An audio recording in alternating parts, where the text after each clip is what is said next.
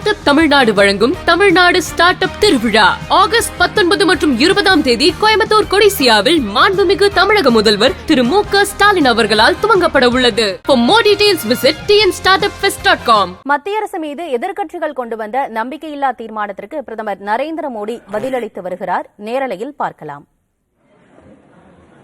आदरणीय सदस्यों ने अपने विचार व्यक्त किए हैं.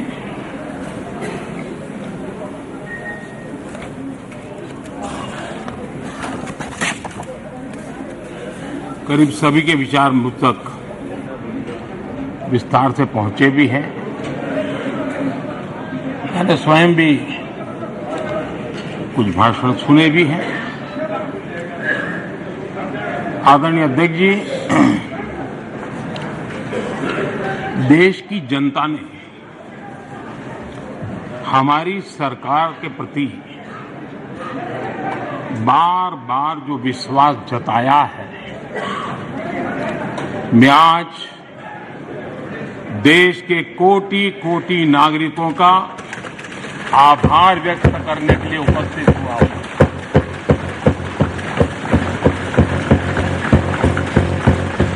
और अध्यक्ष जी कहते हैं भगवान बहुत दयालु है और भगवान की मर्जी होती है कि वो किसी न किसी के माध्यम से अपनी इच्छा की पूर्ति करता है, किसी न किसी को माध्यम बनाता है. मैं इसे भगवान का आशीर्वाद मानता हूं कि ईश्वर ने विपक्ष को सुझाया और वो प्रस्ताव लेकर आए.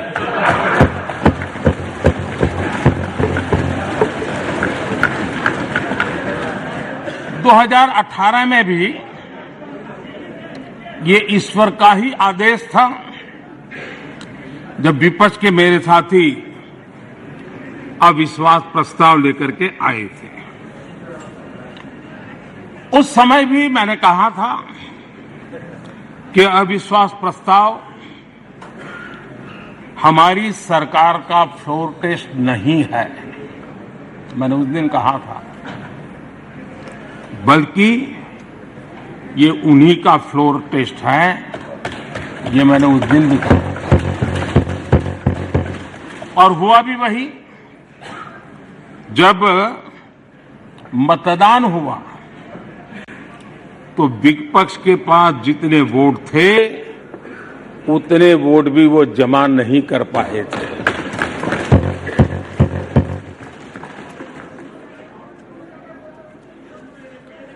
और इतना ही नहीं, जब हम सब जनता के पास गए तो जनता ने भी पूरी ताकत के साथ इनके लिए नो कॉन्फिडेंस घोषित कर दिया. और चुनाव में एनडीए को भी ज्यादा सीटें मिली और भाजपा को भी ज्यादा सीटें मिली. यानी एक तरह से विपक्ष का अविश्वास प्रस्ताव हमारे लिए शुभ होता है.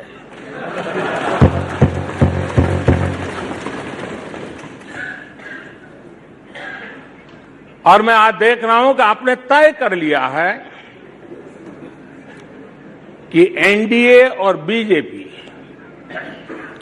2024 के चुनाव में पुराने सारे रिकॉर्ड तोड़ करके भव्य विजय के साथ जनता के आशीर्वाद से वापस आएंगे. आदरणीय अध्यक्ष जी, विपक्ष के प्रस्ताव पर यहां 3 दिनों से अलग अलग विषयों पर काफी चर्चा हुई है.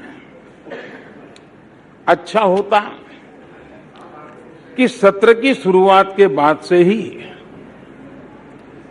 विपक्ष ने गंभीरता के साथ सदन की कार्यवाही में हिस्सा लिया होता. बीते दिनों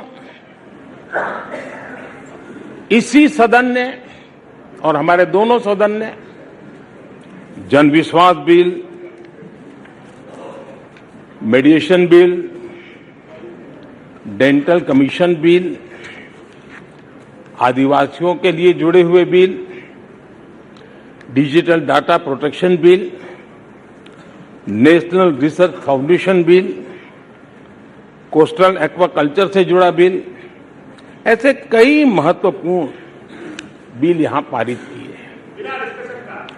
और ये ऐसे बिल थे जो हमारे फिशरमैन के हक के लिए थे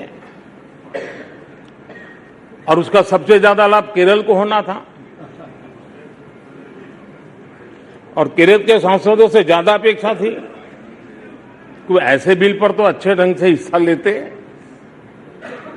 लेकिन राजनीति उन पर ऐसी हावी हो चुकी है कि उनको फिशरमैन की चिंता नहीं है। यहां नेशनल रिसर्च फाउंडेशन का बिल था, देश की युवा शक्ति के आशा आकांक्षाओं के लिए एक नई दिशा देने वाला बिल था। हिंदुस्तान को एक साइंस पावर के रूप में भारत कैसे उभरे, वैसी एक दीर्घदृष्टि के साथ सोचा गया था। उससे भी आपका इतराज।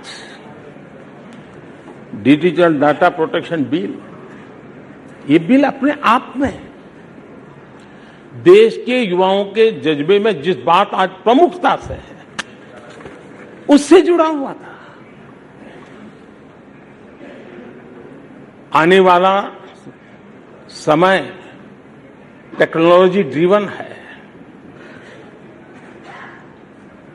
आज डाटा को एक प्रकार से सेकंड ऑयल के रूप में, सेकंड गोल्ड के रूप में माना जाता है। उस पर कितनी गंभीर चर्चा की जरूरत थी, लेकिन राजनीति आपके लिए प्राथमिकता थी। कई ऐसे बिल थे जो गांव के लिए, गरीब के लिए, दलित के लिए, पिछड़ों के लिए, आदिवासी के लिए, उनके कल्याण की चर्चा करने के लिए थे, उनके भविष्य के साथ जुड़े हुए थे। लेकिन इसमें इन्हें कोई रुचि नहीं है। देश की जनता ने जिस काम के लिए उनको यहां भेजा है, उस जनता का भी विश्वासघात किया गया है।